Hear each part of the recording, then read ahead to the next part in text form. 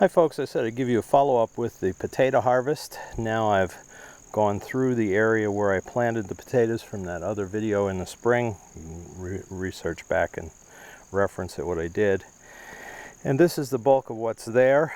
I'm pleased with the results considering I still didn't quite have enough hay down this year again. Had too many weeds, and occasionally I found some potatoes that were actually sticking up through the hay, and the sun had hit them, so they were no good. I mean, not that many, but as you can see, oops, that's just some dirt there. These are not washed, of course. Good sized potatoes, some weird looking ones, of course, but still they eat just as well.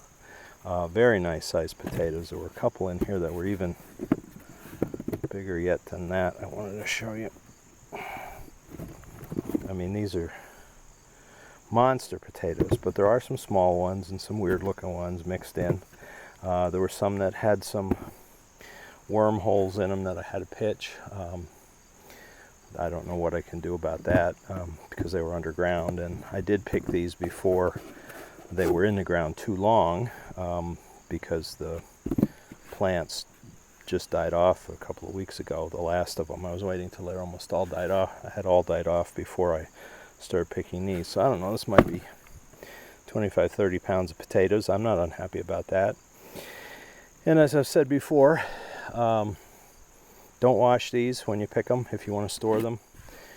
Keep them dirty like this. Put them in a burlap bag or someplace where it's cool and dry, and they'll keep for months. So I've got a burlap bag I'm going to put these in and then hang them out in my lower barn from a hook. That'll keep the critters away and let the air pass through them.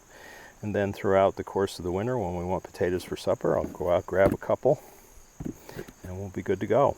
Again, these were Yukon Gold. They did grow well. Seed potatoes from my local ag center, and using that method that I can't remember the woman's name. It was Ruth somebody or other. I had seen a YouTube video a few years ago about it. 30s and 40s, she came up with this method of no tilling, no planting, digging deep. Just clear the surface of the sod, put the seed potatoes down, and cover it with 6-8 inches of hay. And then at the end of the growing season, just push the hay back, and there are your potatoes. So I'm happy with the results. The onions, as I showed you before, didn't turn out real well. I don't know if I didn't do something right with that, or they don't do this method well. I don't know. I'll try one more time next year. But for the potatoes, I think this is how I'll do it. I want to make sure I put more hay down than I did.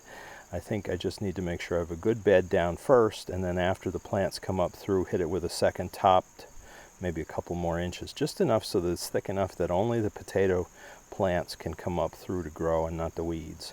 And I'm sure I won't have zero weeds, but you know how weeds are. So we'll see what we can do, but this was the results, and like I said, a lot of good eating going on here with these potatoes for this coming year for sure.